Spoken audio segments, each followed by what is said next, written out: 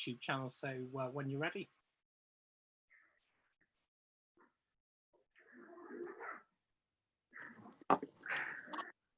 Hello and welcome to this, our first virtual Bath Forum. I'm Rosie Phillips, and tonight I'm here in the capacity of Vice Chair of the Forum, and I'm really pleased to welcome you. Obviously, the Forum hasn't met for quite some time, and we will need to review in due course, Chair, Vice Chair, and how we run things. But yeah, it's a pleasure to be able to discuss some important issues tonight. This session is going to look and feel obviously rather different to usual forum meetings, but there have been some advantages in COVID, as we'll discuss, and it looks like we're reaching out to many more people and giving many more people the opportunity to participate.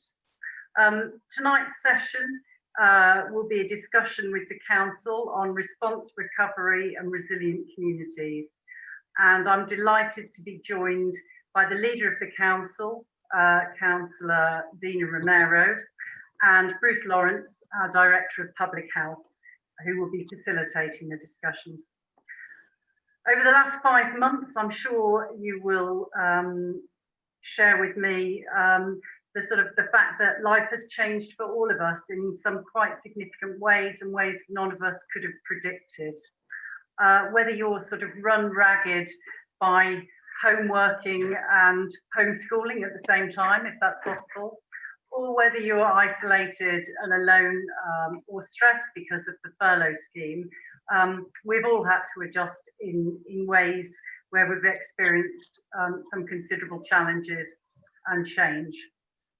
Not all of it's been bad either, as I said, and certainly I can speak for DHI and the ability that we've had to reach people in the community that we may not have reached out to before.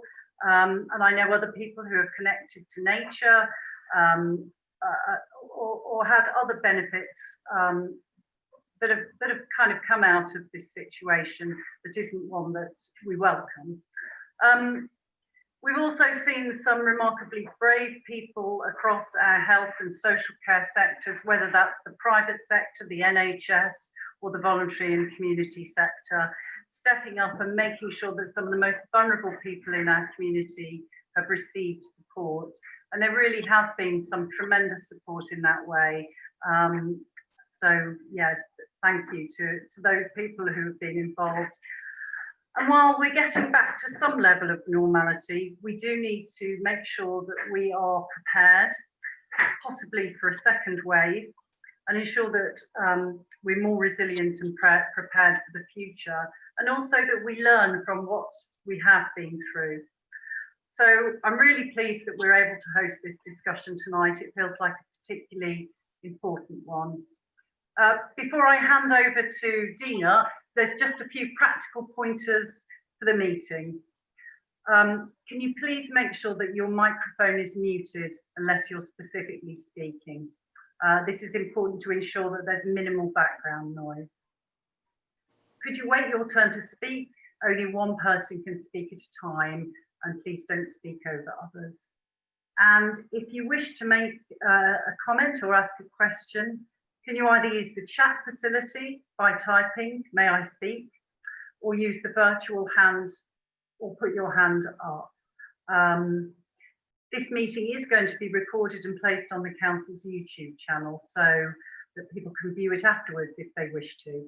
And we'll send you the link and a summary note of the discussion as well. So thank you, and over to you, Dina. Thank you very much, Rosie. And I'm very pleased to welcome everyone to this first virtual meeting at the Bath Area Forum. And I know there's lots of unanswered questions around a forum for Bath, and I'm happy to discuss those at our next meeting, which I think is on the 7th of October at 5 p.m. But for now, what I wanted to do is to focus on the pandemic and how people have felt about the support that's been there for them, or indeed if there wasn't support, you know, and to learn what more we can do as a variety of agencies, council, volunteers, etc., so that we are better prepared for the future. As I'm sure many will have seen, in the very recent days, it is quite clear that change can happen very, very quickly, and our case levels can rise very quickly. So we do need to be prepared for the future. And obviously the discussion we have tonight, I hope, will help us work out, what's missing and what we can do better. So what I'd like to do now is I'd like to invite Dr. Bruce Laurence, who is our Director of Public Health, to give us a bit of an introduction to sort of set the scene, as it were, and obviously he will be available later on to help answer any other questions. So over to you, Bruce. Okay, thank you. Nice to speak to you all in Bath. I won't say a huge amount about the outbreak because most of you will have been watching the news for the last several months. We're in that finely balanced place now where we had a big wave. We suppressed it with a very severe lockdown, and then we opened up again, knowing that the opening up of our businesses and our lives and our society was going to lead to more cases.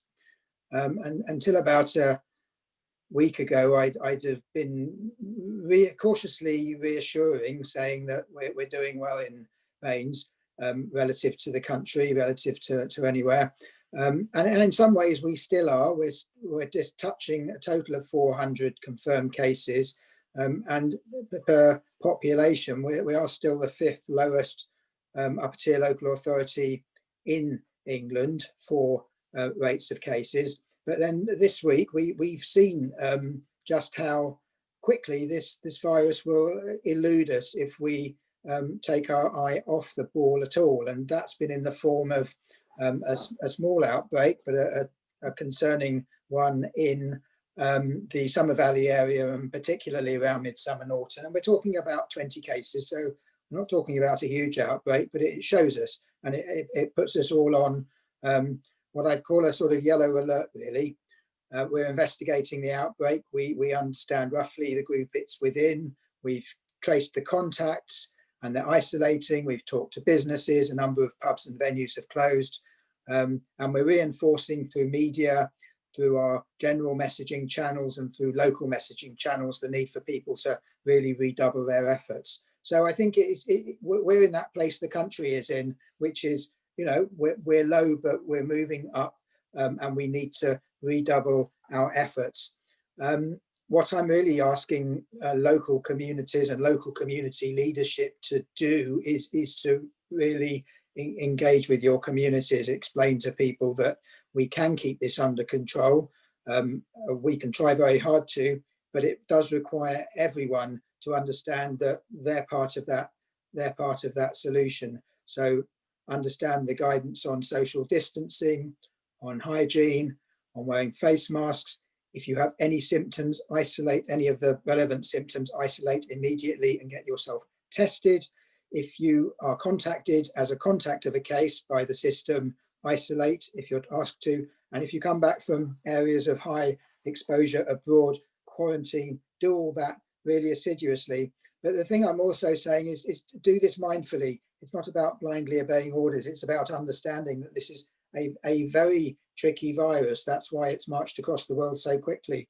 And if you have to imagine that even if you're not ill, you could be spreading it. Even if the person you're talking to has no symptoms, they could actually be spreading that virus. So act in that way, use the freedoms we've got, do all the things you're allowed to do, but do it carefully and mindfully. And I think the last thing I'd say we have to explain, what I want to explain is one of the things we're finding is people are well behaved at work, they're well behaved in shops, in public places, but in more private places, traveling to work, when they think they're just with family and friends, we can drop our guard, and certainly a drink or two helps us along that pathway, and the virus will take any opportunity. And just at the moment when we all want our children to go back to school, and that is the most incredibly important thing, we really want to keep a lid on any new cases so that parents teachers and children are not nervous about going back to school. We assess that risk as very, very low, but we really want that to happen. It's really important for children. So, this is a kind of crucial time. So that's what I want to say by way of introduction. And I know that local leaders all over Baines have really stood up, both in helping spread good messages and also helping your communities to support each other. And of course, we need that to continue. And a lot of the discussion tonight is going to be about that. So thank you all. And that's what I will say by way of introduction. Thank you, Bruce. Okay, so what I would like to do is just to really outline how I would like to facilitate this discussion. So I think most of you will have seen on your invitation to this webinar that we've got 6 questions that I'd like to pose to the panelists, but also to residents as well. And it would be very helpful if residents have a comment to make on those questions, if they could put that into the chat. I am hopeful that we will get to the other questions that have been sent to us before the webinar and also during the webinar as well. Some of the questions that I have already had a look at, I think may be more appropriate to go to the Bath and North East Somerset Outbreak Engagement Partnership meeting that we are hosting tomorrow, and that, so one of the key partners on that call are 2 universities. So certainly some of the questions that I've already seen, which are around students and how universities will manage any potential outbreaks and manage student social distancing measures and those sorts of things, might be more appropriate to pick up at that point. But we might be able to address some of those concerns now. But so if I move on to the questions that I wanted to ask, and the reason for asking these 6 questions, these are the same 6 questions that we've put to the other area forums across Bath and North East Somerset. So it really means that we've got a level of sort of consistency, and then we can use that information that we get better, I believe, whilst also recognising that each different area is different. So the first question I wanted to ask is a reflection on the community support. So what worked well and what didn't? And I'd like now to bring in Dave Dixon. Actually, you might want to introduce yourself, Dave, as well, to about your role in helping communities and supporting communities during certainly the kind of heat of the pandemic. So if I pass to you, Dave, first, and you can give us your take, and I'll keep an eye on the chat as well to see if there's other comments to bring in.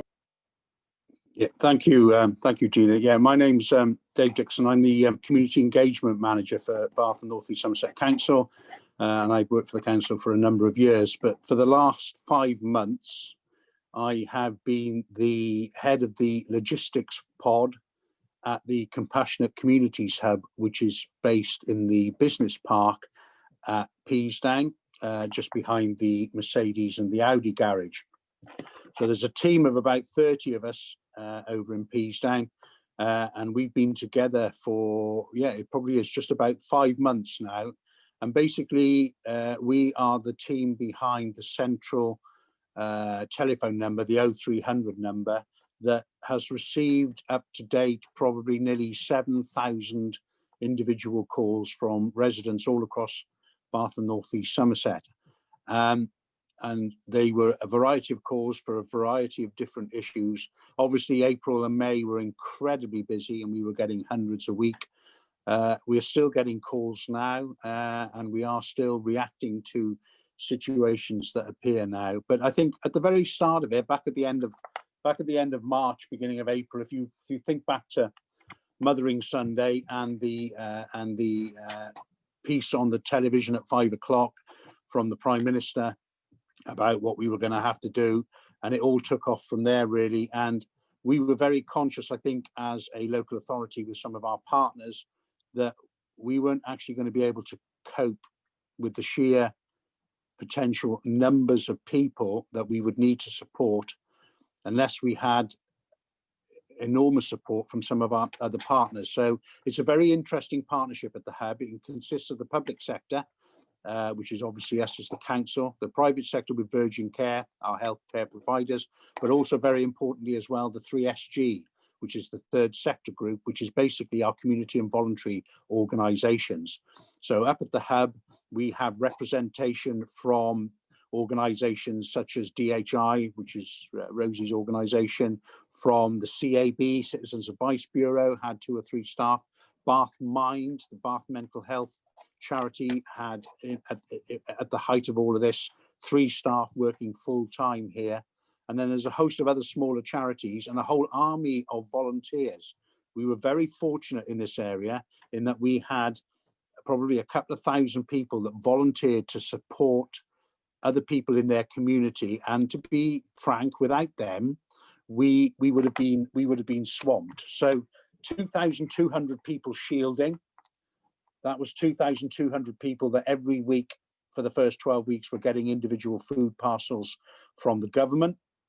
And obviously weren't leaving the house for a variety of different reasons, mainly underlying health conditions or because they were elderly and frail. And so we've been supporting them.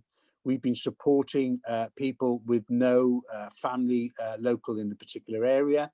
We've also been supporting people that were struck down with the virus itself, who obviously, and some of those that we supported were very, very poorly. And we were delivering emergency food parcels to them for several weeks because they literally couldn't leave the house. They weren't ill enough to be hospitalized, but if anybody's seen anybody or knows of anybody who's caught this terrible virus, even though you're not hospitalized, you can be very, very, very seriously ill for a number of weeks, where it makes it virtually impossible for you to get out and do your own shopping. So we've been supporting all of those, and we've been reliant and we've been heartened by some of the voluntary organisations and the volunteers in some of the charities in particular, and also the food banks.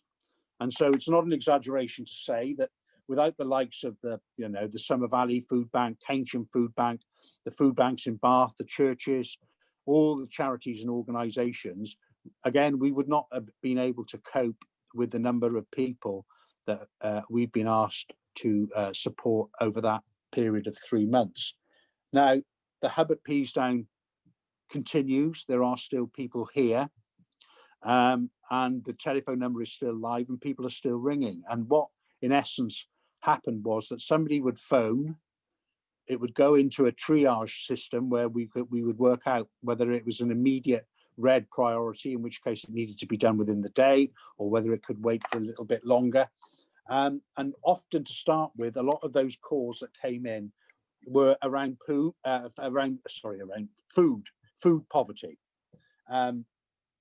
So basically, there were a whole bunch of people that, for whatever reason, weren't able to access food, or they weren't getting supplies and deliveries from the supermarkets, and we were required to support them. And as part of that, down at the pavilion in the centre of Bath, we also had a very large logistical organisation operation there, where we were delivering food parcels to hundreds of vulnerable families every week, and also we were delivering PPE. So over those 5 months, we've done about 350 emergency food parcels, which were people literally with no recourse to any other way of getting food, either because they couldn't afford it or they literally couldn't leave the house. And interestingly, out of those 350, 70% of them were from Bath. Some areas did statistically much better in support. The Chew Valley area, we did some work out there, but not very much. Keynsham, again, for a large urban conurbation, we didn't get anything like the number of requests that we were expecting. And again, partly that was because the Keynsham Town Council and the food banks and the local charities and the churches in Keynsham were very organised very quickly, because they've been doing an awful lot of this stuff for a number of years. And so they really did step up and take over an awful lot of the work that otherwise we would have had to have done as a local authority. And of course, our issue, again, as a council, is that that Compassionate Communities Hub and the hub at the Pavilion, we're probably only talking about 30 people, 30 staff in total. And so, again, utilising some of the volunteers has just been has saved us, really. So I had a team of 12 volunteer drivers in April and May who were out and about on a regular basis, picking up medications, delivering hearing aid batteries, delivering emergency food parcels, doing blood samples, doing welfare visits. So if, for instance, we didn't hear from somebody or somebody was worried about their vulnerable neighbour, we would go and knock on the door. And I know Dina, as leader of the council, has been with me on a number of occasions delivering food parcels to various locations across the city. Without which, to be honest, those people weren't able to get out and about and fend for themselves. So a lot of that's died down, but obviously it is still continuing. Last week we did about 5 or 6 emergency food parcels, and again to a lady on Friday, not in Bath, but a lady who did have the virus, and so we're likely to be delivering to her for a number of weeks. I think that's probably all I want to say, Dina, unless anybody's got any specific questions about any of the issues, the detail. Well, I just want to pick up on, and I guess it's quite a surprise. Well, it certainly will be a surprise, I'm sure, to many of the people watching this tonight, that 77% of those calls coming in were from Bath. So it, I guess, leads to the obvious question: is what is so very different about Bath to those other areas? And you said, you know, in your sort of presentation just now, that obviously in other places they have, you know, obviously they might be smaller, they might be parish, they might have long-standing support mechanisms. So is it something you think that we need to try and encourage more of, some of those support structures in Bath, or is there something else that you think would be that we need to take into account? And obviously quite a lot of Bath's population, you know, 20 to 25% is student population, so has been, you know, hasn't actually been here either, but you know, obviously has you know, changes the community, the communities where they live. So I just wondered whether you had any sort of thoughts about what might be appropriate. I mean, I think Dina, some of it is, I mean, you're right, 70% of our demand profile went to Bath, which is about half the population of Baines. And yet within Bath, you're right, the 25,000 odd students actually weren't there. And so it was 70% of a much smaller number than half the population, if you follow me. And that was quite interesting. Some of it is due to the fact that, without a doubt,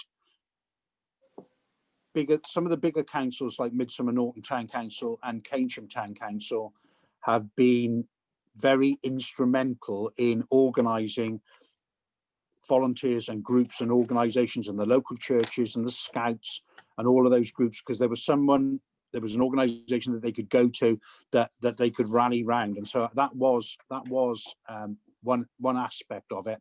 I think another aspect of it, again, which was interesting, is we do have pockets where we do have quite a high proportion of elderly residents all living together, where in a sense they couldn't help each other out because they were all in a sense in the same boat, where we went to streets where we were delivering and we would say, well, is there somebody in the street that can deliver? And it's no, because it's a line of bungalows and they're all in their 70s and 80s and no one was going out at all. And I think also just partly a little bit about the access around food supplies and shopping deliveries right at the very start was the issue, where I think our local supermarkets, if you think certainly for Bath, you know, with the Sainsbury's and the Morrisons, I think to start with, they were just literally swamped by the sheer number of people that were trying to get delivery slots that weren't able to do it. And it wasn't quite so complicated out in North East Somerset because it's obviously not the density of population.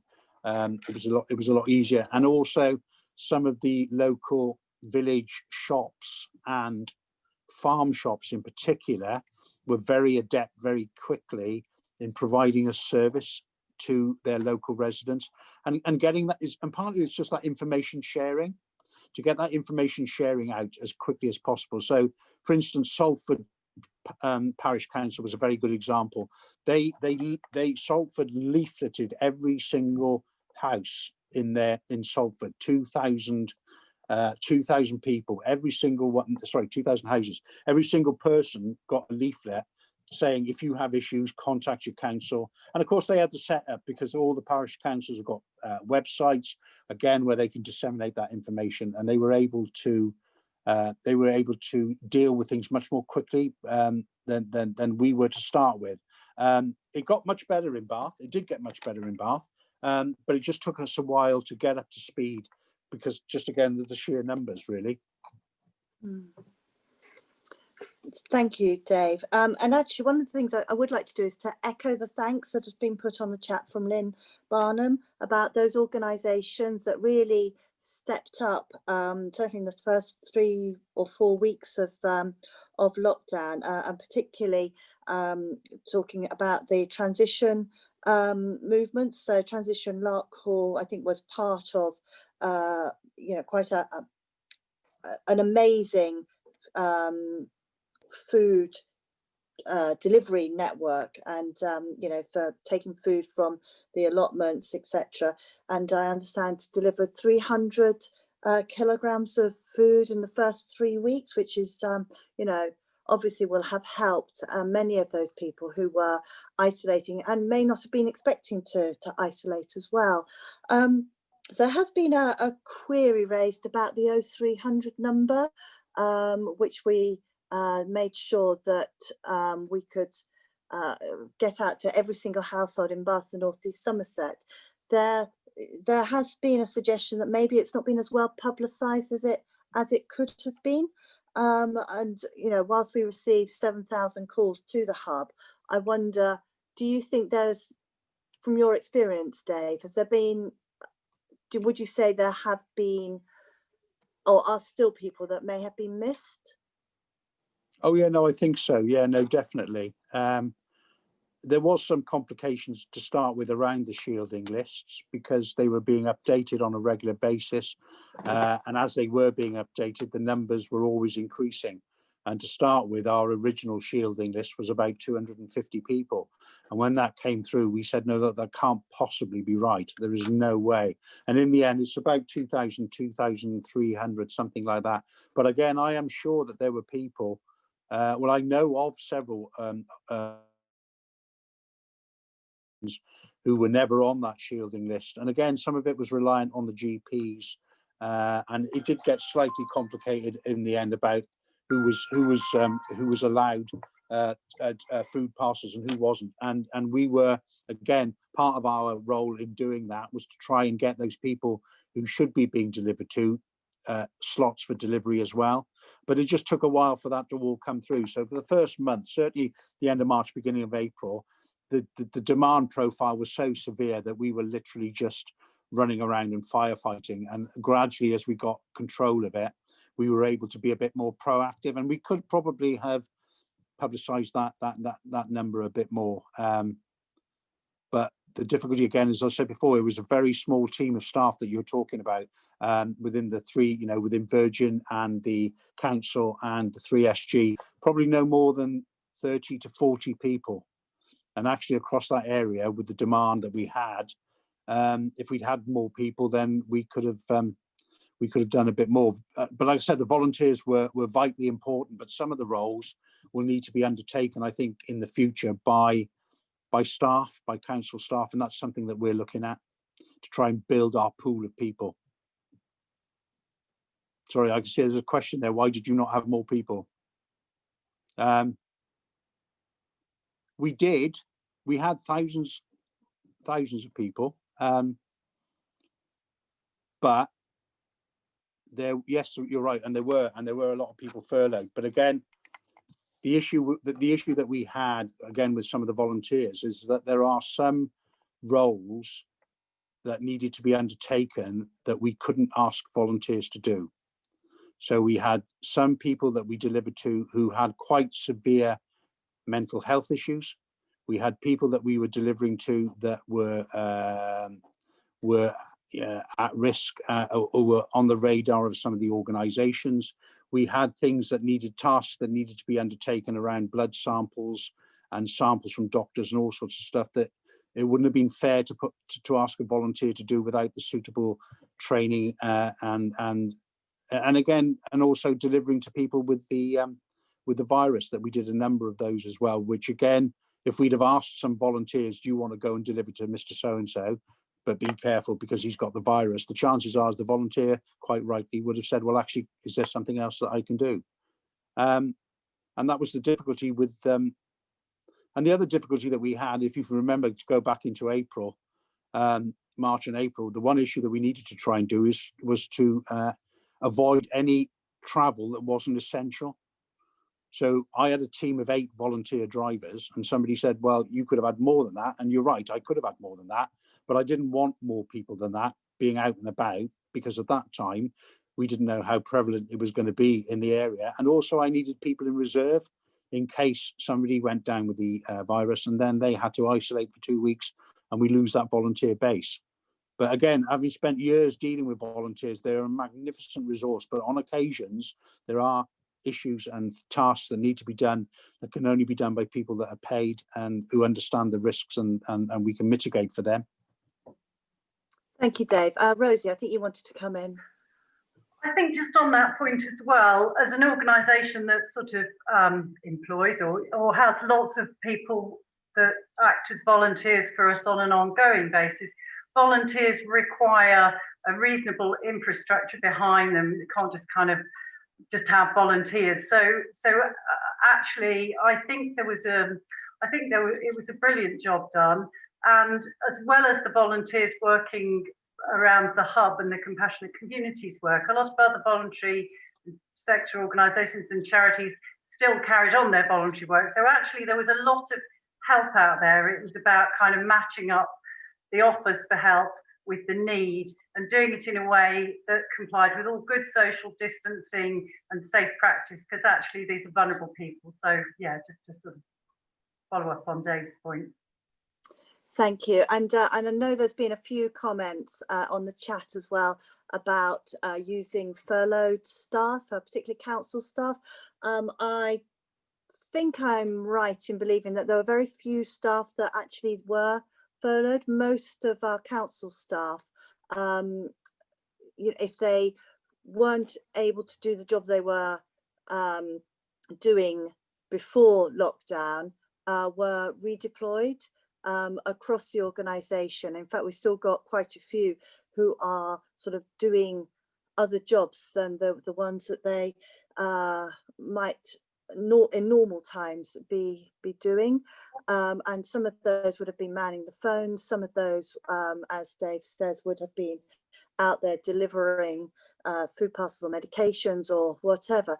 And I guess one of the points to emphasise is, even if you are somebody who was delivering a food parcel, you could have also been part of a sort of triage team, so that if you came across something that was not quite right on the doorstep, then you needed to be able to go back with that information so that some further action that might be needed could be taken.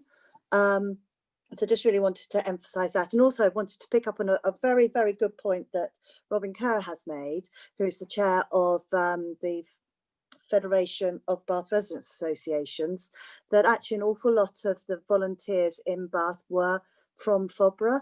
And so I think we also ought to thank them too for all their efforts, and indeed all the volunteers that have stepped forward to do, whatever it was, whether it was sort of like the befriending services or delivering food parcels, or whatever role people have played. Okay, so I think it's been quite interesting. I think that discussion, and it clearly, well, it sends some messages back to me that there is more that we should be doing in Bath to build up that level of support, particularly where there aren't organisations like FOBRA,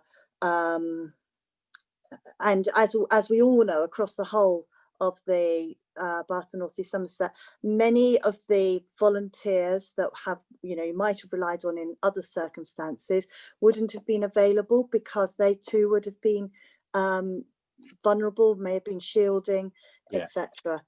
Okay, I'd like to now move on to the second question, which is what can we do to keep behaviours good and levels low in our current position? I think this might be a really useful moment to bring Bruce in and maybe just remind us again of what we must do to try and keep the levels low.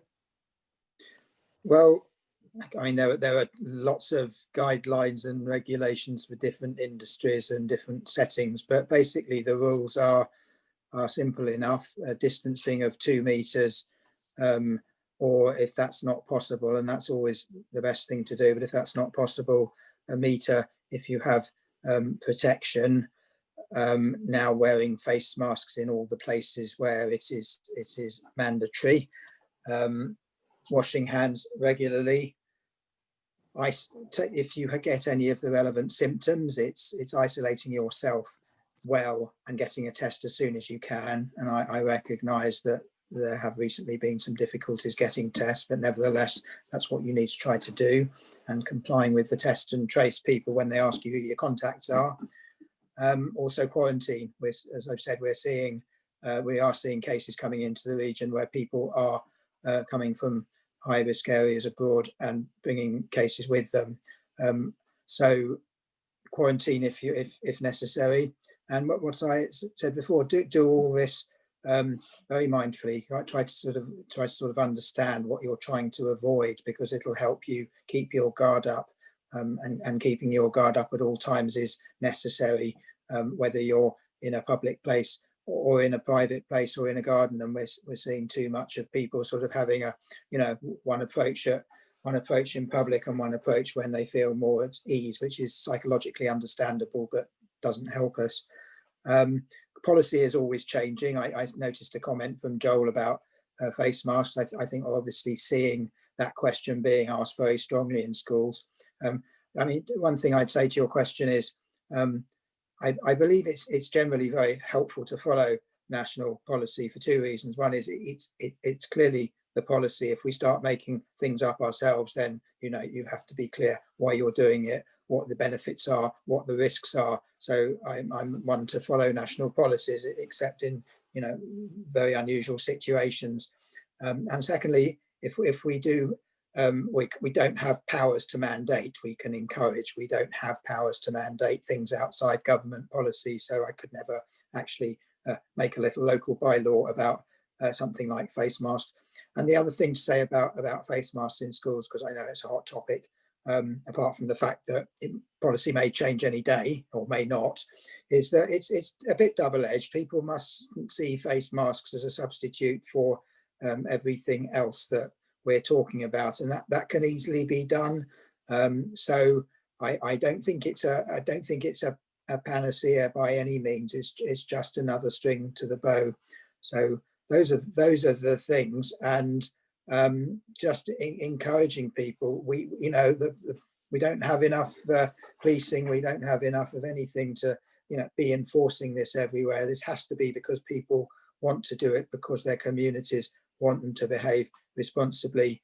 We are a country of policing and action by consent, and the government can do quite a lot and the police can do a certain amount, but we cannot. It has to be done because people want to help us and want to help each other and want to be responsible members of the community. So is that kind of roughly what you wanted to? If there's anything else you want me to cover, Dina or anyone else, then as far as I can, ask me and I will. Yes, and I guess it is I think slightly related to the powers, or the lack of powers to mandate, and also the powers that councils have been. Well, it was announced that councils would be given new powers to enforce, and it would be useful perhaps to get your take on on what that actually means. I think that probably might help address some of the questions that are coming in, particularly around the busy streets in Bath city centre, and people in the streets who appear to be oblivious to the 2 metres rule. Well, the police have a general power to enforce whatever whatever guidance is. In terms of council special powers, they're pretty limited. We would have to show, I mean, there is guidance about it. We would have to show that a situation was getting out of hand, that there was a real danger to public health, a level higher than the average.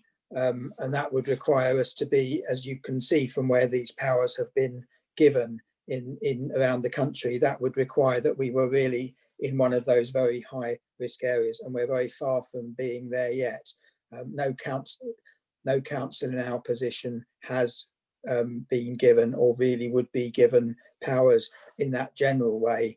I think if there was a very particular part of venue or something that was really not complying, I think then on that basis, or a school needed closing because it was an epicenter of a pandemic, I think that would be slightly different, that very specific local power. But the more general ones that you've heard in Manchester, in Birmingham, we're not there yet, and the presumption is that we have to have very strong evidence to ask for use of those powers. We have to have political agreement both locally and nationally, and people can appeal. So I think that when I read the powers, and as I still read them, they're designed to not be used very often and very much. So we should aim never to be in a position where we'd be thinking about that. But no, there's not a very easy general power just to arrest people if they're not doing the right thing. That really has to be done by group persuasion and people setting a good example. I mean, just the last thing I'd say is it is a bit of a numbers game, public health. If a few people aren't doing the right thing, that's one thing. If thousands aren't doing it, the risk gets much higher. So it's not about every individual. I'm trying to say it is about every individual, but on the other hand, one or two people doing the wrong thing is a lot less dangerous than most people. So it's setting a good example and trying to enforce it in our areas is what's important. And just to reiterate the point you're making around those powers, that we need to have really good evidence and almost irrefutable evidence of immediate risk to public health, and therefore, and this I think is reflected a bit in the question that was posed around whether we should be banning events that are being planned for next year, such as the Bath Half Marathon. Those, we can't use those powers to do that at this moment. I know our events team, we and they are being very assertive about events that we consider to be high risk, and we're either putting down very strong conditions or recommending that they're changed. So I think the discussion is quite assertive. The power simply to ban things, that's a little different. And as with everything else, we are trying to, get the right result and keep people safe without having to go that far. And in most cases that will work. And in some cases we will reach an impasse. And I guess the time will come, quite possibly, we'd have to have a big discussion. The time will come when maybe we will have to test it when we think something just shouldn't be going ahead, and we can't reach a compromise with the organisers. But I'm hoping not really. Most people want to achieve the right results, and people don't want bad publicity, and people don't want to be seen to be, spreading disease in their communities. And the problem is that so much of this is unknown. Nobody knows, what path the virus is going to take and how things are going to play out in the next, weeks, let alone months. Okay, so I'm going to come back to the third question, but I think now might be a useful point to talk about what we do if cases start to creep up in general across Baines or nationwide. And again, I'll come back to you, Bruce, for your thoughts. Obviously, we want to for this not to happen, so we need to maintain that hand washing regime, wearing masks, etc., etc. but this might be a moment to talk about perhaps the local outbreak management plan, and I'll come in then with the engagement board piece as well. Well, you can look on our website for the local outbreak management plan, but it is the basic. There's a framework plan for how we would manage where we are now and increasing cases, and it's about the testing, and it's about the tracing and isolation, support to people who are isolating. It's about identifying the vulnerable members of the community, and particularly vulnerable communities, whether they're homeless or boater communities, or ill people with clinical conditions that make them susceptible. It's about our communications and engagement, and Dina now chairs a local outbreak management stakeholder board, and I chair the operational COVID health protection board, which is the board that plans the operational response to any outbreaks. If things go up, well, there's no simple answer to this until we have a vaccine, and we don't know that we'll have a vaccine. And when we do have a vaccine, we don't know how effective it will be. So there's no sort of magic bullet here at all. We are really, as I said at the beginning, it is about our behaviours. If cases go up locally, nationally, either we allow them to go up, or we try to prevent them, and that's reinforcing messaging. And eventually, it may be going a few steps back into a more lockdown situation.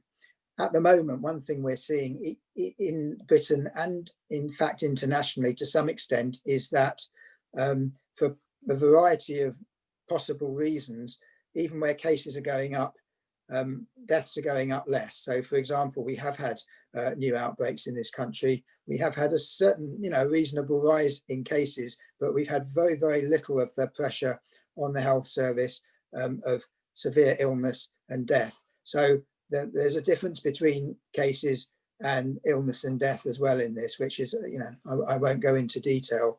So, but really the response to rising cases is the tools we've got, but we have developed, not perfect, but we're developing stronger and stronger testing and tracing.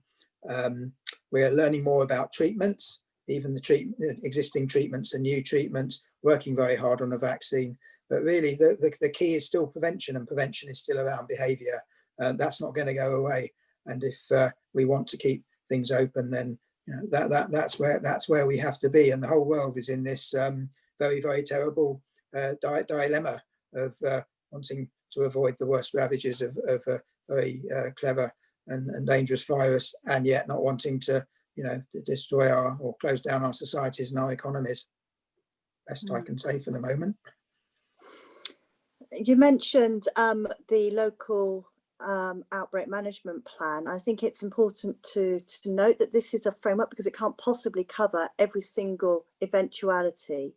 And obviously different other bodies such as universities will have been developing their own plans. And I know that you've been working with our universities on developing those plans. As I said at the beginning, we do have a local outbreak engagement board meeting tomorrow, which is going to be live, so people can watch it, so it'll be publicly accessible. And I know that some of these plans are going to be spoken about then. Is there anything that you would like to add at this point that might help set or allay some of our residents' fears, particularly as now we're already starting to get some of those 20 to 25,000 students back into the city? Well, I probably can't allay anyone's fears fully, but universities have been planning hard. You say our plan is just a framework, and that's true. There is a lot of guidance for schools, for universities. Universities are working out the basis on which they run lectures, run practicals, the basis on how students come back in. We're helping them with working out how we can make testing and tracing as easily available to students who need it as possible. There's again, not magic. These students come in once they're in Bath, they're Bath residents, and they will be supported as they can. I think if it's probably the most useful thing I can say, firstly, is listen to what the universities say, because they've been really planning very hard for this, and they're well aware. I counted up at least 15 cities in England or Britain, which are relatively small cities with very big universities, your Durhams, your Lancasters. So this concept of students being a large part of the population is we're not unique, and these universities are really aware. They have huge businesses, they don't want to screw them up either. So I don't really want to give a full answer on behalf of the universities, because primarily university planning is for the universities. They're working very hard. I'd like you to hear what they have to say. We're overseeing, we're supporting, we're in discussion with them. Same goes for Bath College. As I've said about schools, it's very important that universities work and that children, young people get that education they need. It's important for all our futures, for my pension and yours. So, another thing we have to find a balance. And of course, we're also aware that many of them live in communities. And I think universities will keep want to keep a strong watch on how students, behave within the Bath community. It won't help them if they're constantly, having to answer questions about why students are behaving as they are. But then, of course, all young people in Bath need to be mindful of how they work and how they live. So a lot will be done. And I suppose, no, I can't allay anyone's fears 100%, because that's not where we are. But doing what we can. Thank you. And in the chat, there is a link to tomorrow's webinar.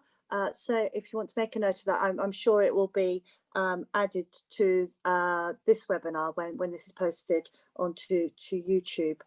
Okay, so thank you to Bruce.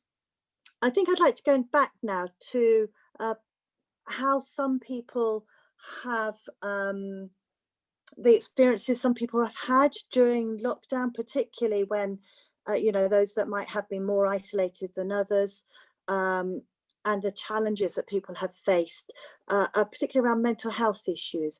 And I just, and Rosie might also have something to add into this about how we can ensure people with mental health issues have the right support.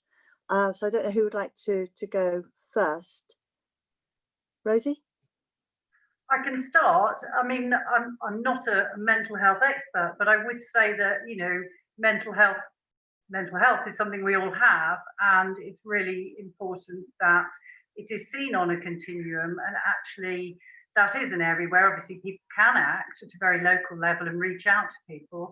I think some of the response from the Hub, Compassionate Communities Hub, helping people who are isolated, obviously had a significant role in reaching out to people whose mental health may well be affected as a result of isolation, because isolation is a significant factor there.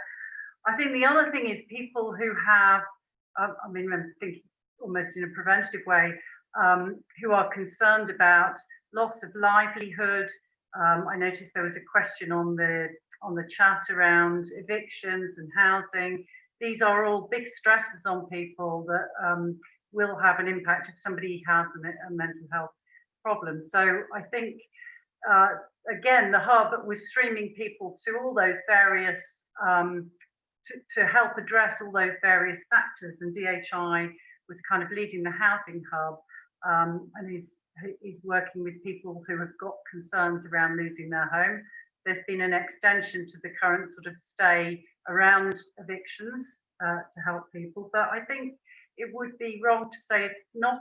It is a concern for an organisation like us or Julian House about the likely position going forward with people and their incomes and housing. So I think that will be that's something we're already thinking about in terms of how we respond to that.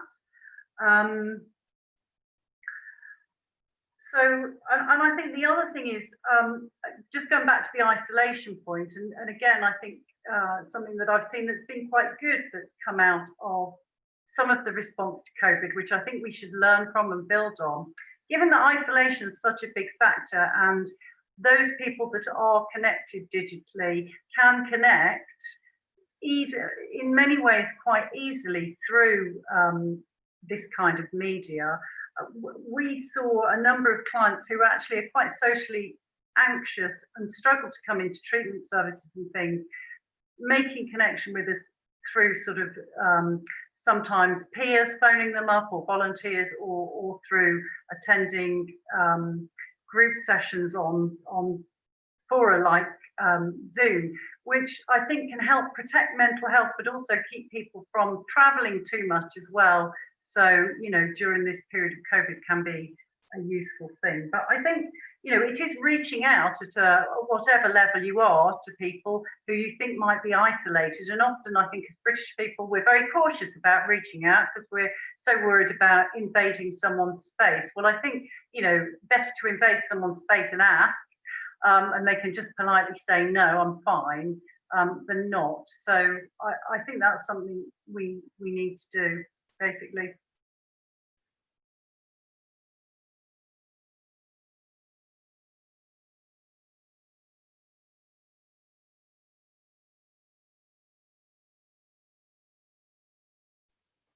You're on mute, Dina.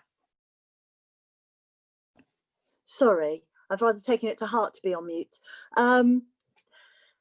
So, sorry, I wanted to ask Dave if he could talk a bit now about those partner organisations based up at the hub, particularly Bath Mind and also the CAB, and other perhaps relevant work that has been going on, particularly around addressing isolation, but also around mental health issues.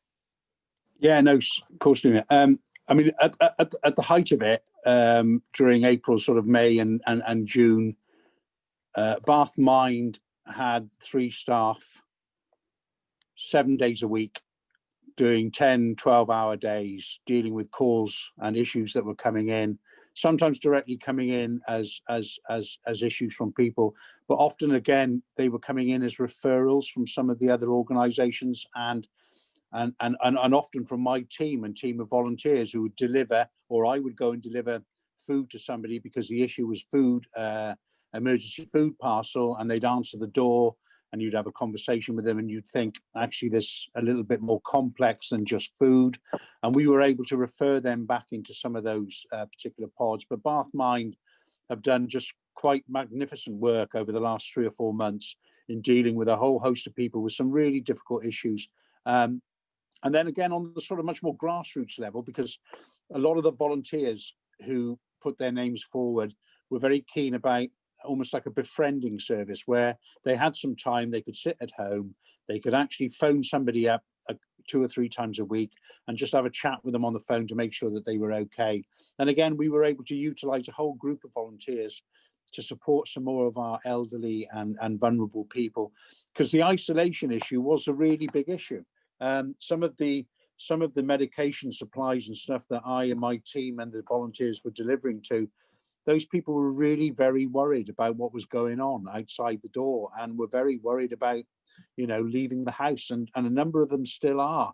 And it becomes an issue where they haven't left the house for so long that they need some, you know, some proactive support from us and some of our befrienders, just to try and get them out and about, even if it's just down to the local shops and things where they become so reliant on the supermarkets delivering to them. And that's especially true from a number of people that we've been supporting who don't have any family in the city.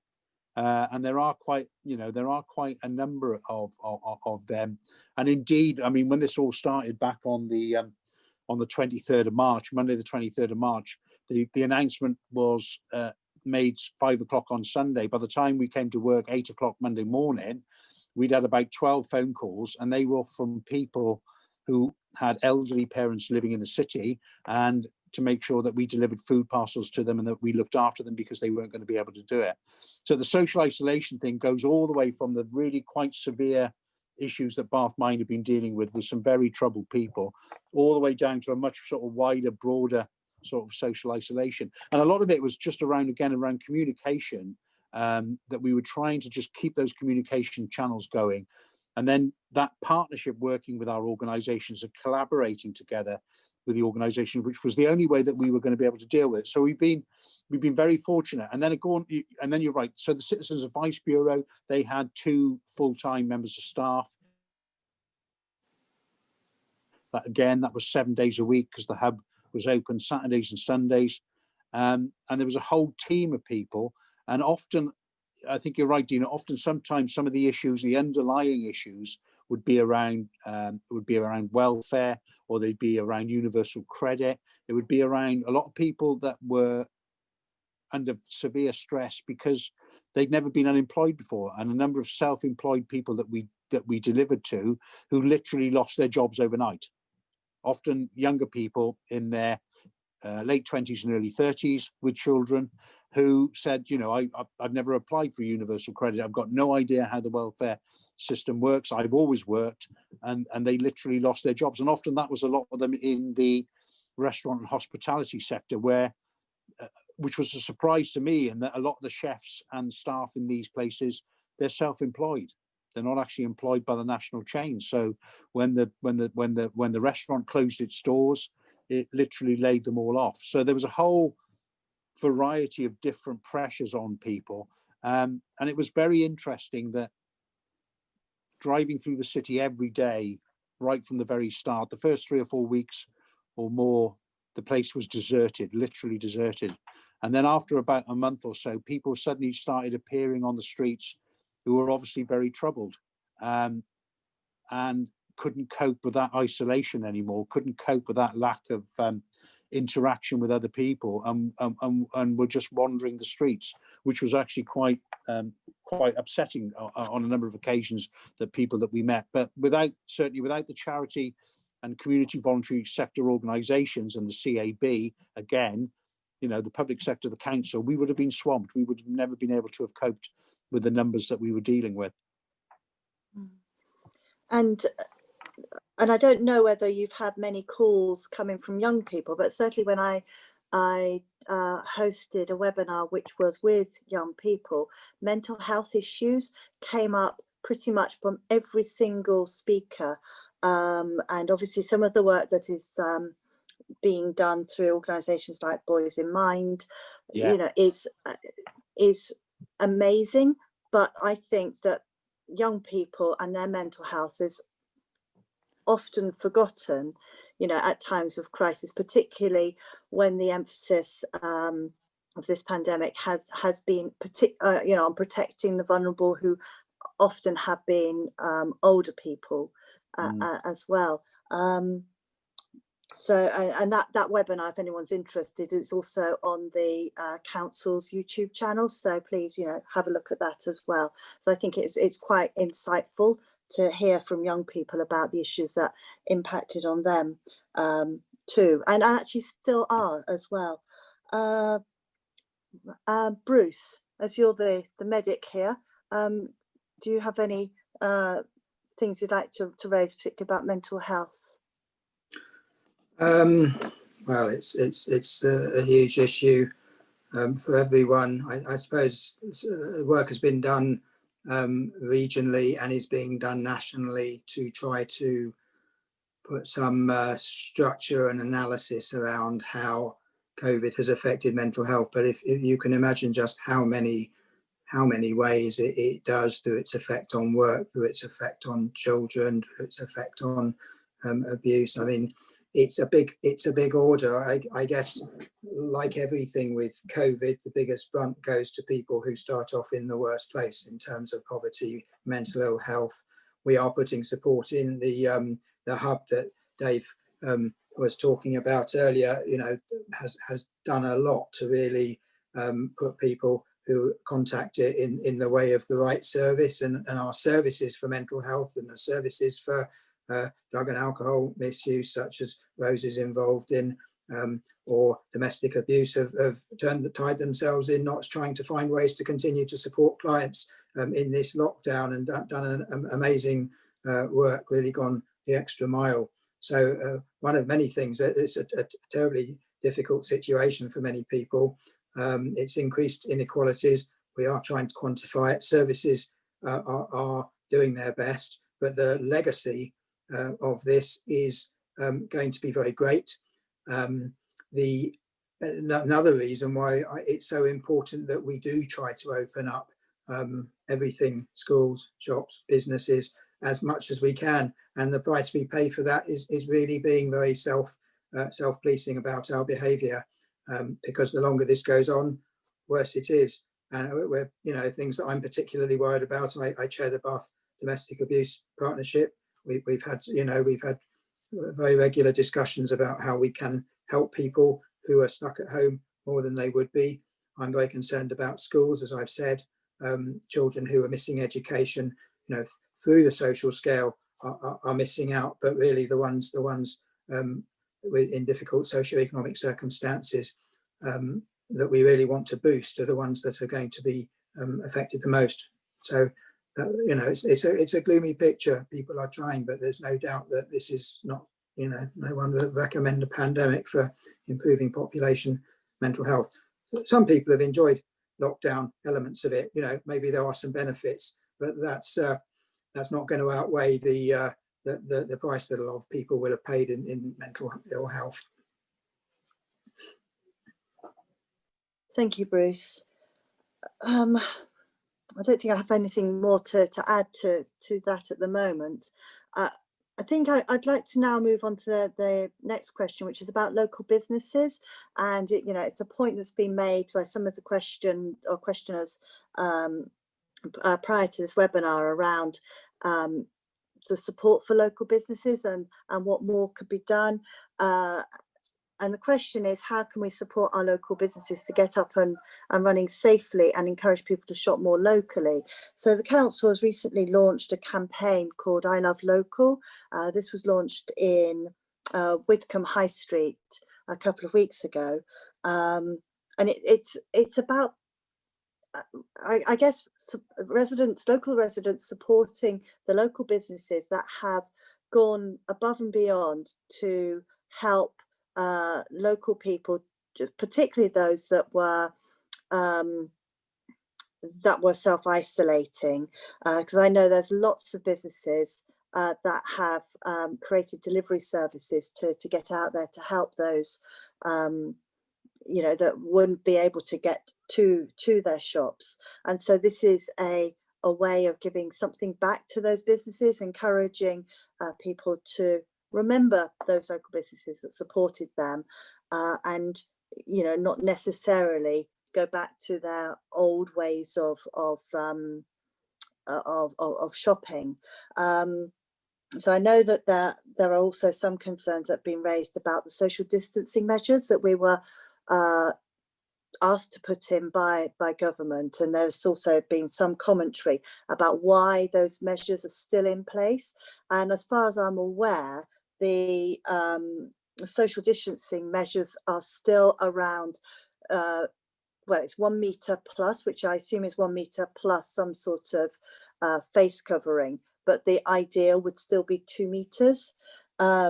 And so some of these social distancing measures, you know, so where parking spaces have been taken out and that's been replaced by a temporary widening of the pavements, is to allow people to pass by others, you know, who might be queuing or just there, you know, doing their shopping.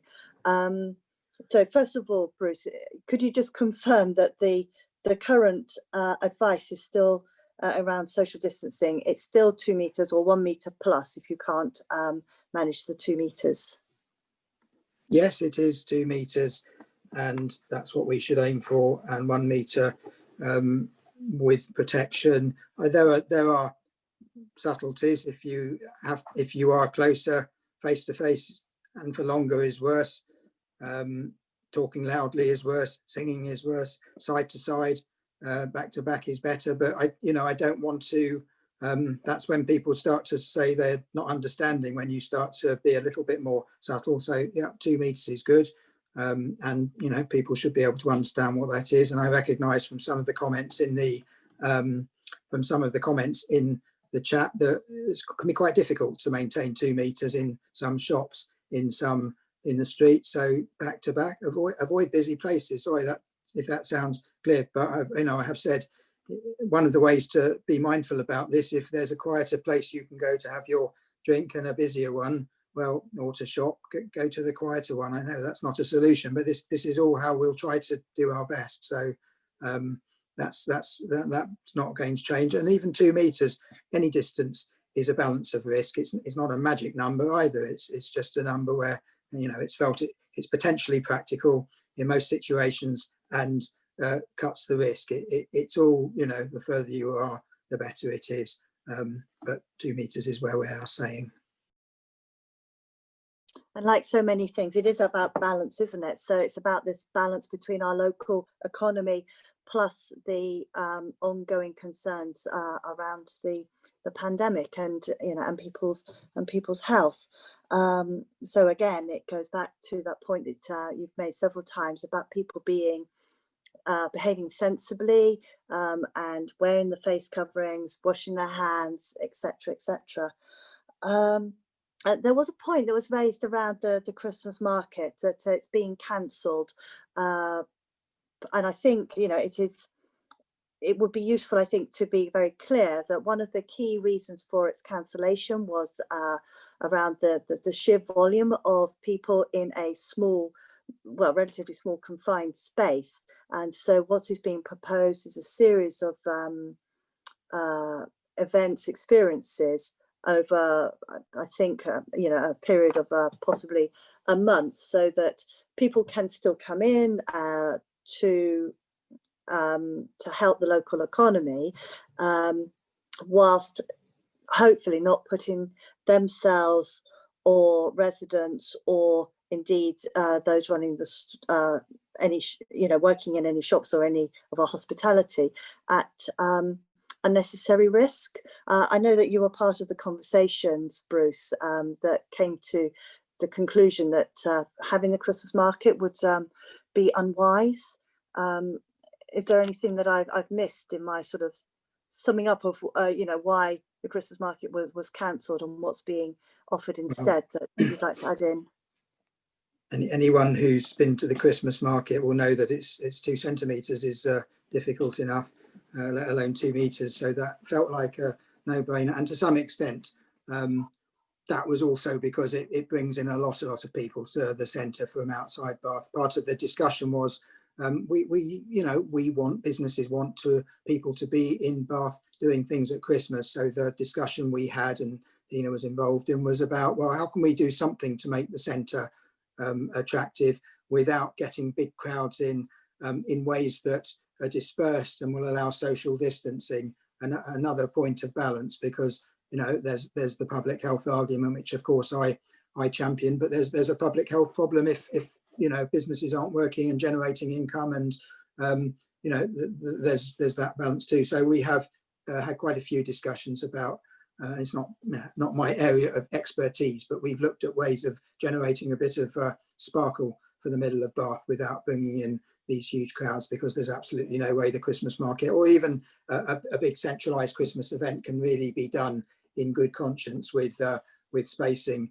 And unfortunately, Christmas is a time of year when a lot of people are going to want to come together, when we'll have colds and flu. So, you know, we really will want to keep a lid on unnecessary transmission at that point. I think that's what I say, Dina. I don't know if you have anything else to add.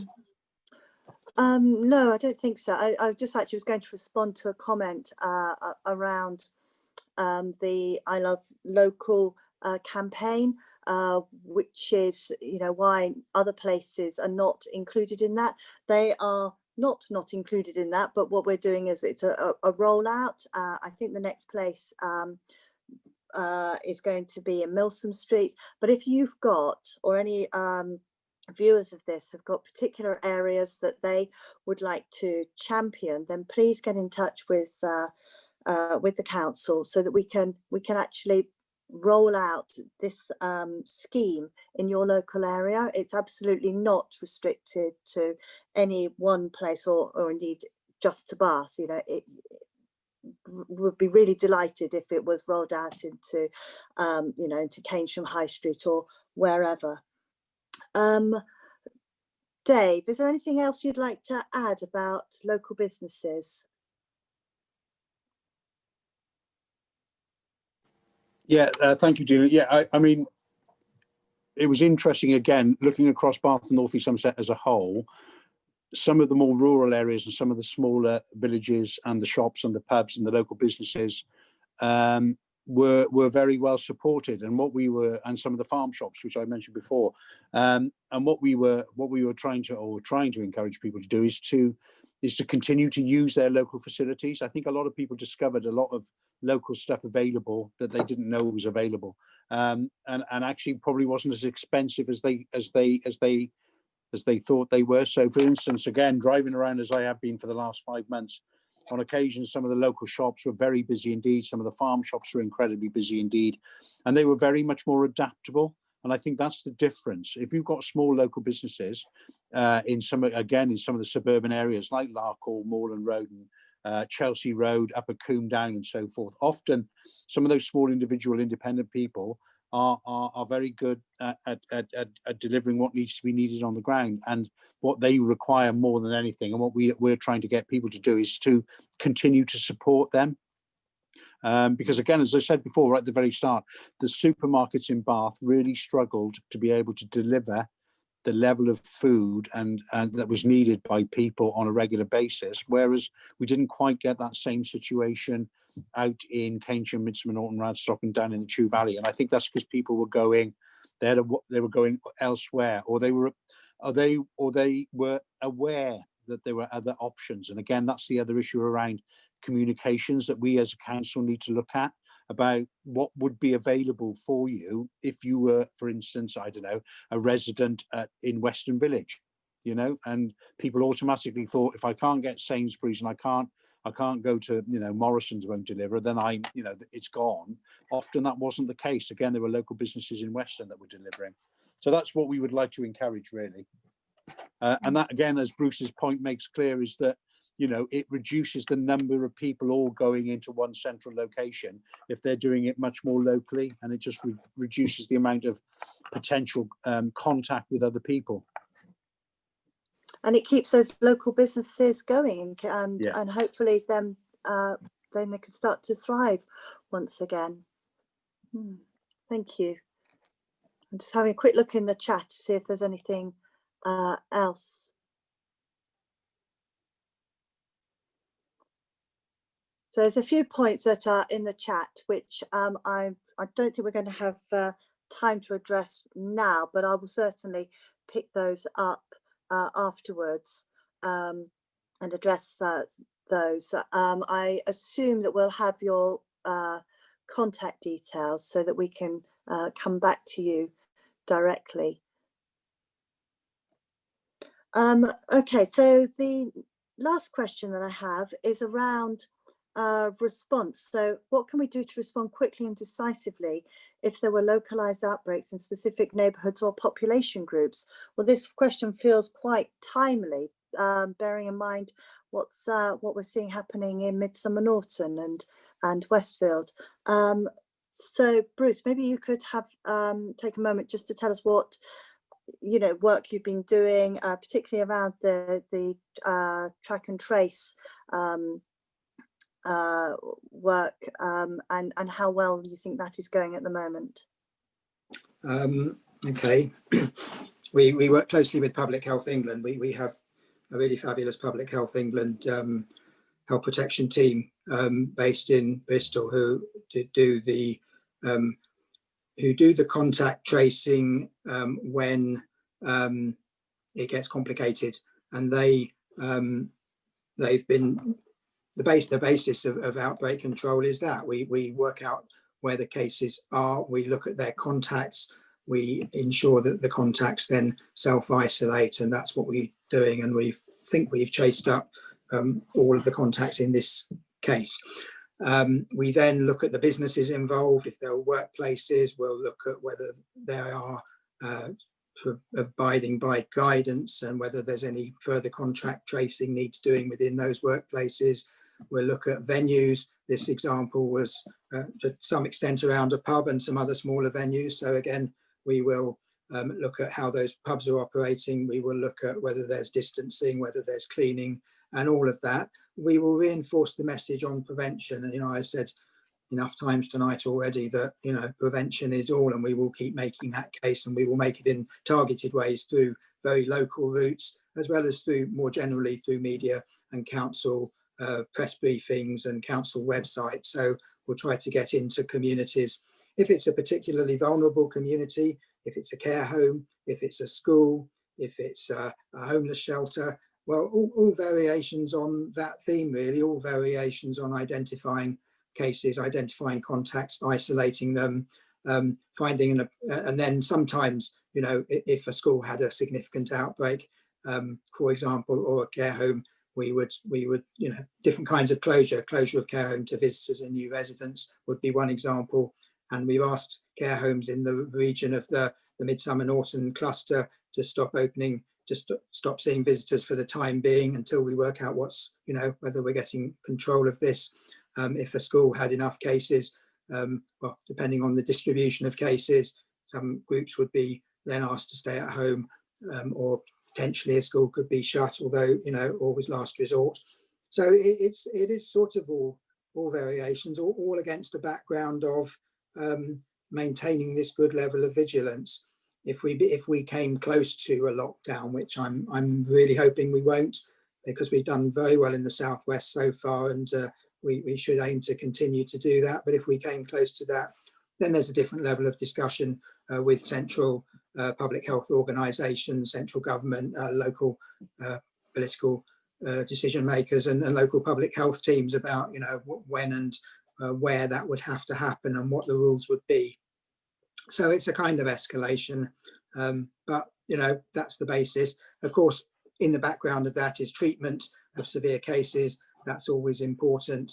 And then, of course, the final answer, if we can get it, is a vaccine and rolling that out. But I would, you know, I would say if we do get one, looking probably to the middle of next year, and not necessarily 100% effective. You know, you can't guarantee every vaccine completely shuts off. And it depends a lot on the particular virus, and it depends a lot on the technologies that we can invent. But I would have to say there's an Apollo space mission amount of science being thrown at this at the moment. So, you know, it's obviously caught the world's attention like nothing in my career, and not even the flu pandemic of 2009, which I was involved in. So, you know, if our scientists are working hard all over the world, that's a bit of an answer. Dina, do you think I covered what you wanted? Thank you. Yes, there was a question, and I was searching for it. I can't find it at the moment, which was around the sort of track and trace volunteers, and whether or not there was sufficient of those, and if you think there would need to be more. And I know there has been, as I've received a huge number of emails, there's a bit of a campaign about whether we should have a more localized track and trace mechanism, or, you know, team, and, you know, so do you think what is in place at the moment is working adequately, and do you see a need for enhancing that in some way, and would there be a role for volunteers in that? A few, all of the above and one no. We are enhancing the local Public Health England team. As I said, it's a terrific team. They are increasing their numbers. Just today, my head of health protection, Becky, was on a panel interviewing for new consultants there. They've been given a lot of extra, and they are truly the experts. They have, you know, between that team, they have centuries of experience of what is quite a difficult task. It's not quite as easy as it might sound. And then with that, we have the national system, which is much less experienced, and which needs to feed complex cases up to these teams. So that system needs to develop and improve. We have a limited extra resource in my team. I have someone else to help with testing, someone else to help with tracing, someone to help the environmental health. So I have a limited extra resource. I am very against trying to set up a whole new parallel system. From what I've said, you can understand what a complex articulating system this is.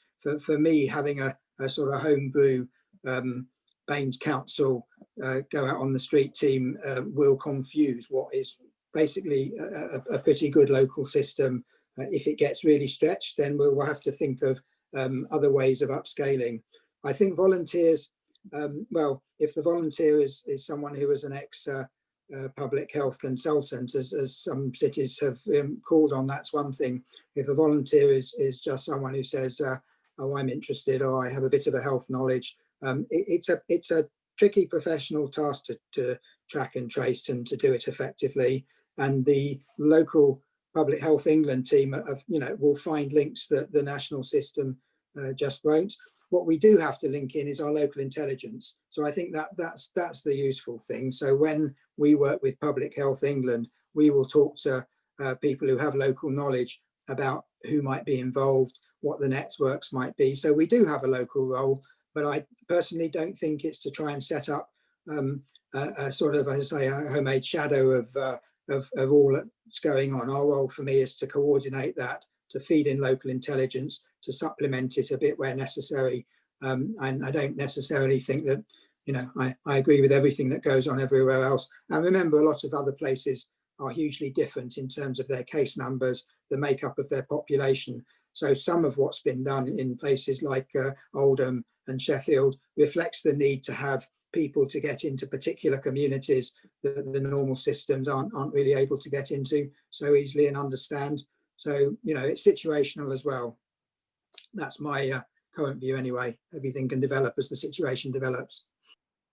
And I think that's really important to recognise that, the situation and a new situation could be very different to what we currently have.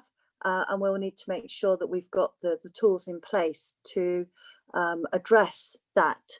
But as you have said repeatedly, the important thing is to try and prevent further outbreaks. And so to everybody to be vigilant, to take responsibility for themselves and to, do those simple things, the hand washing, the face covering, etc. Okay, I'm quite conscious that we're coming to the end of our allotted time. I don't know if the panel wants to perhaps add any closing remarks that they'd like to make, and then I'll hand back to Rosie. So if I start with Dave, and just ask if you've got anything else you wanted to add, anything that you don't think we've covered. No. I mean, I just think just very quickly, just to echo what Bruce has said. I mean, the last 5 months has been a bit of a hockey stick learning curve, and there is an awful lot of knowledge and experience out there about what worked and what didn't work, which actually has put us in a much better place than we were when we started this back in March and April, when we were literally chasing our tails. And so hopefully some of that knowledge we can share that with as many people as possible, and just get the information, the communications set up. So I do think that if something else does appear in the autumn, we're not going from a standing start, thanks to all the stuff that we've already put in place, I think. Thank you. Bruce? Well, I'm just delighted to be talking to local leaders, because we have to all be working on this together, trying to keep that balance of populations doing the right things when, as we all know, people don't always do what you tell them. Keeping our businesses and our lives and our schools open, it's difficult, and I hope I've got over that. There are things we can do, and yet the challenge is there for all of us. So thank you. And if people want to talk to us about particular things in the public health team, there is a public health inbox, and you'll get a good answer to any questions. But if also there is a lot of guidance, there's a lot of information out there. Sometimes it's about looking through that and approaching things with that balance of guidance and science and common sense, and that's it really. Thank you, and thank you all, and hope I've answered some of the questions anyway, and given you some idea about situation locally, nationally, and what we are trying to do about it. Thank you. And Rosie, is there any other comments that you'd like to add to the rest of the panel? I suppose the only thing I'd just touch on, because it came up a lot during the forum, concern for homeless, and I would say it was an area of really brilliant partnership work and somewhat of a silver lining. So there were, I think, 47 homeless people were housed very rapidly at the start of this outbreak, housed in a more secure way than other areas across the country. and a number of people have also been housed through Housing First into a permanent tenancy. Now, I'm not imagining for 1 minute all of those people are going to stay housed and scripted, because also there was good joint work between drug treatment and housing and homelessness as well, and those people got on scripts. There are going to be some great successes, a real opportunity for some people to come off the streets and turn things around. Other people may drift back, but I think it was a brilliant response, and there's some optimism there. Also, just in respect of, I suppose, to conclude, can I just move on to concluding, Dina? I think somebody mentioned fighting social inequality, and I think that's absolutely right, I would say, in part of my summing up, because those people who are poorest are those most susceptible to COVID, as well as to the fallout from the aftermath of COVID and the recession that is likely to be following. So the loss of jobs and security of housing. So it's absolutely right that we fight social injustice and really make sure that the poorest, most vulnerable get support. And as Bruce has said, it's about that balance of risk. We need to be self-aware, take preventative and careful measures ourselves, but open up as much as possible and make sure we can carry on as far as possible. So in concluding, I do hope you found that interesting and perhaps the start of more dialogue. There's going to be further meetings of the forum now. It's going to start up again, and I think the next one is on the 7th of October. Also, the council is doing a series of webinars, and Dina would be interested to hear about any suggestions for future topics. And I'd like to suggest that, one thing we look at is what have we learned from COVID in terms of what are the positive things? We don't want to lose some of the good things that have happened as a result of this awful situation, because there have been, and it's too often I see things learned and then unlearned. So I think we need to pin those down. So please put forward suggestions, and there's mine. So we also want to make sure that we continue to build on this initial engagement. And one of the positives with moving online is that we can have lots of people. I don't know, 50, 100. I've been on Zoom calls where there's been, I think, as many as 100. I think it's an opportunity for you to spread the word and get people to get involved, but get your the subjects you want to discuss out there. I hope that we respond, Dina and the rest of the panel will respond to all the questions that were asked. So if it wasn't answered now, hopefully it will be later. And yeah, I think that's probably it, but thank you, and yeah, keep safe and take care. Can I just add my final remarks then, which is obviously to thank everybody that's been on the panel this evening, but also thank you to everybody that has attended the webinar and put in your various comments and questions, and we will look at any questions or any comments that we've not responded to and make sure that you have an answer.